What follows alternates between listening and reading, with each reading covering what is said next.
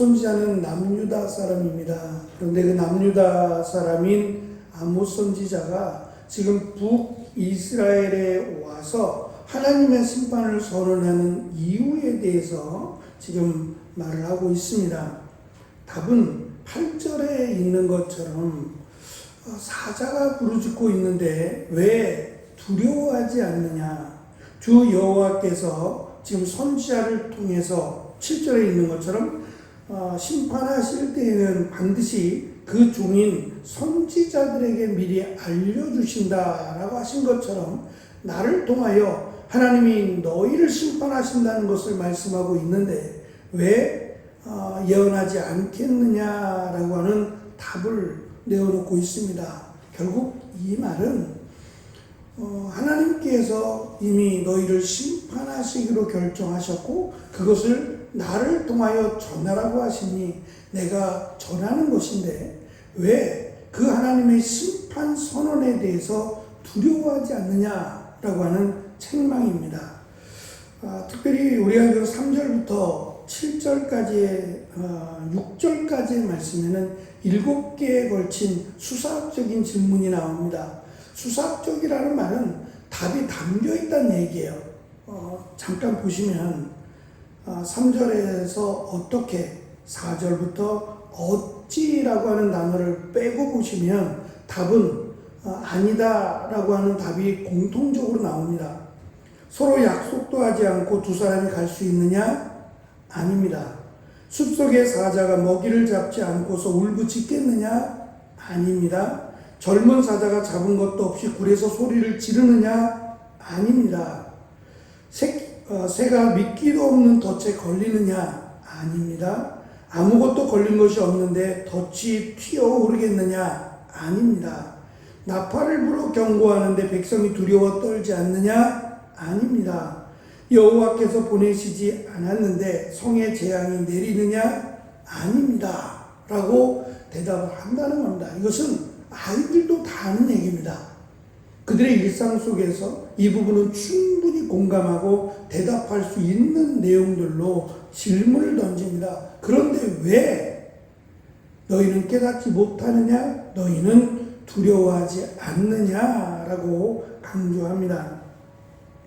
그리고 이어지는 마지막 결론적인 8절 말씀은 전체를 정리해서 지금 말씀한 3절부터 6절까지 7개의 수사적인 내용을 한 번 더 반복해서 결론적으로 8절에서 강조하고 있습니다. 먼저 첫 번째 수사학적인 질문인 동행하는 두 사람은 마음이 맞아야 하지 않겠느냐라고 하는 질문입니다. 이 질문은 출애굽 이후 40년간 광야 생활을 통해 이스라엘이 하나님과 동행하는 방법을 배웠습니다. 그런데 이 동행이라고 하는 것은 서로 마음이 맞아야 함께 갈 수 있습니다. 사람도 그러한데 하물며 너희들은 하나님과 동행하는데 왜 하나님과 동행하는 것을 거역하느냐? 하나님께 마음을 맞춰드리지 않느냐라고 하는 질문부터 시작이 됩니다. 결국 하나님과 동행하는 관계가 지속될 수 없다라고 하는 논리적 근거를 제시합니다. 두 번째와 세 번째 질문이 같이 4절에 나옵니다. 사자에 대한 내용인데 사자는 먹이를 잡고 나서 소리를 지른답니다. 먹이를 잡기 전까지는 아무런 소리도 내지 않죠. 갑자기 달려들어서 먹이를 물고 그 먹이를 손에 쥐고서야 소리를 낸답니다. 으르렁거리는 포효하는 소리를 낸답니다. 이것처럼 지금 하나님이 소리를 내시고 으르렁거린다라고 하는 이 은유적 표현을 말씀하시는 것은 잡았다는 이야기고 이제 심판하시겠다라고 하는 긴박함을 지금 강조합니다. 네 번째와 다섯 번째는 새에 대한 비유의 내용입니다. 그물을 쳤으니 새가 잡히는 것이 아니냐, 무엇인가 걸린 것이 있으니 덫이 튀어오르는 것이 아니냐라고 하는 내용입니다. 새들은 먹이에만 정신이 팔려 자신을 묶을 올가미를 보지 못합니다.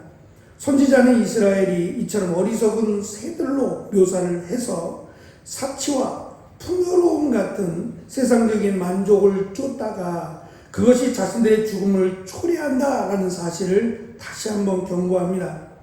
여섯 번째와 일곱 번째는 6절에 있는 대로 전쟁을 알리는 나팔 소리가 도시에 울리면 사람이 두려워하지 않겠느냐. 재앙이 도시에 임하는 것은 하나님께서 시키신 것이 아니겠느냐라고 하는 내용의 경고입니다.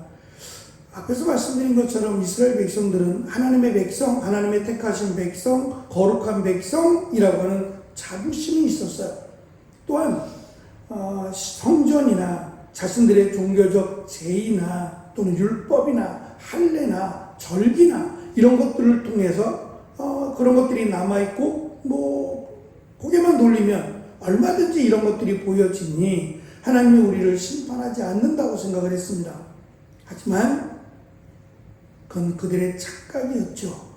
하나님이 율법을 또 제의를 주시고 또 그들에게 성전을 주신 것은 마치 부적처럼 쥐고 있으라는 게 아닙니다.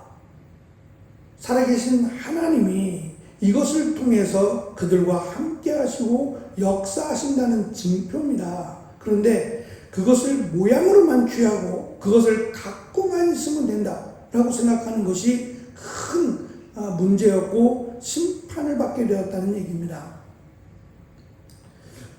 예전에 우리 성경은 사실 지금처럼 이렇게 고급화되지 않았습니다. 지퍼도 없었고 그냥 깜장색 표지, 검정색 표지에 이 안에가 제 성경은 금박이에요. 아마 다 같을 텐데 이런 금박이 아니라 빨간색이었어요. 붉은색이어서 누가 봐도 이건 성경책이구나라는 걸 알고 있었어요. 또 그것을 부끄러워하기보다는 당연히 그렇다고 생각을 했고 또 성경책을 이렇게 들고 다니시는 분들이 많았어요. 검정으로 된 표지에 빨간색, 흔하지 않죠? 그러니까 성경책을 이렇게 끼고 다니거나 들고 다니는 것이 내가 그리스도인이다 라고 하는 것을 은연중에 드러내는 그런 상징성이 있었습니다. 요즘은 성경책을 이렇게 들고 다니시는 분들이 많이 없죠. 가방에 넣고 다니거나 하니까 그러긴 한데 성경책을 들고 다니기만 하면 또는 어떤 분들은 간혹 기도원이나 이런 데 가보면 성경책을 베고 주무시는 분들이 간혹 보입니다. 불경하다고도 말할 수 있는데 또 어떤 분은 이렇게 베고서라도 성경책을 베개로 삼아서라도 말씀을 내 머릿속에 좀 담고 싶다는 그런 열망을 가지신 분들, 사모함이 있어서 그러신 분들도 있고 대부분은 그렇지 않죠. 절대 그래서는 안 된다. 어떻게 성경책을 감히 베고 잘 수 있느냐라고 하는 분도 있습니다.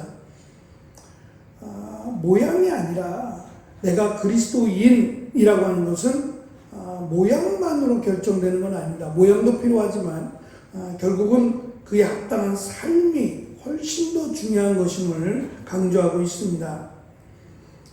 지금 우리가 읽은 7절부터 8절에 대한 내용은 하나님께서 자신을 보내신 이유 그리고 심판하실 때 사자가 갑자기 급습해서 먹잇감을 잡는다라고 하는 내용과 더불어 하나님은 종들을 통해서 알려주신다. 자신의 심판에 대해서 하나님은 이제껏 침묵하지 않으셨다. 알려주셨다라는 것을 강조합니다. 노아에게는 홍수가 일어날 것을 가르쳐 주셨고 아브라함에게는 소돔 멸망을 미리 알려주신 것처럼 선지자의 경고는 다가오는 재앙에 대해 미리 알려주시고 특별히 귀 있는 자는 듣고 회개하여 재앙을 피하게 하기 위한 하나님의 은혜였다라고 강조합니다. 제가 청년의 시절 때 전도사님이 저는 아직 신학생도 아니었고 그때 이제 1학년이었죠. 사실은 신학교 1학년 알지도 못하고 그냥 신학교에 들어간 초짜 1학년 때에 신대원에 다니고 있던 전도사님이 제가 이제 신학생이긴 하지만 청년에 속해 있고 아직 제가 전도사로 나간 것도 아니고 그냥 신학교 1년생인데 저에게 가끔 제가 주일학교를 봉사하고 있었는데 주일학교 설교를 시키셨어요. 해봐야 된다고, 경험해봐야 된다고 그러면서 설교를 가끔씩 시키셨어요. 얼마나 두렵고, 이걸 설교를 어떻게 하나, 또 물어보기도 그렇고 해서 이건 제가 감당해야 될 부분이다라고 생각해서 기독교 서점에 갔는데, 그때 제 눈에 들어왔던 책이 한 권이 있는데 뚫린 귀라고 하는 책이었어요. 아마 아시는 분 아실지 모르겠어요. 꽤 오래된 책인데 제목이 뚫린 귀인가? 그랬습니다.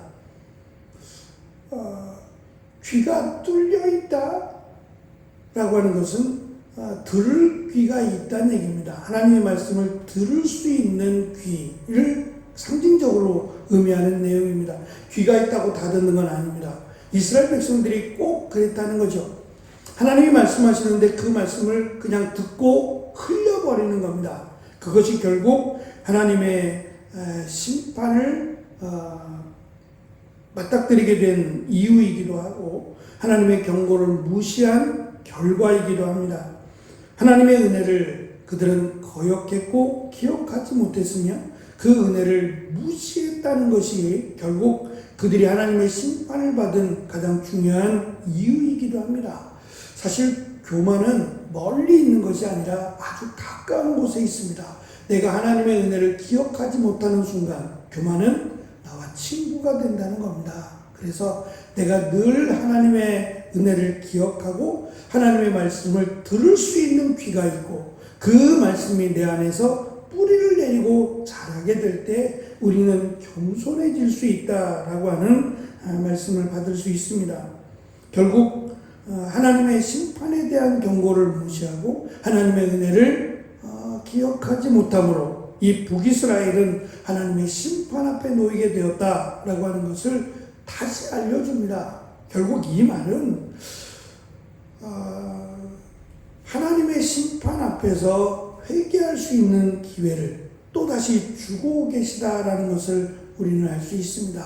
이처럼 하나님이 택하신 백성, 하나님을 거역하고 하나님을 무시하는 이 이스라엘을 하나님이 그래도 긍휼히 여기셔서 기회를 주신다라는 것을 사랑으로 함께 하신다라는 것을 우리는 느낄 수 있습니다. 그 하나님께서 우리가 이 시간 기도하는 기도를 외면하실 리가 없습니다. 이처럼 은혜와 자비가 풍성하신 하나님이 우리가 하는 기도를 통해서 하나님이 역사하시고 하나님의 하나님 되심을 드러내 보이실 겁니다. 이렇게 힘있게 주님께 나아가는 귀한 은혜의 시간이 되시기를 축원합니다. 기도하겠습니다.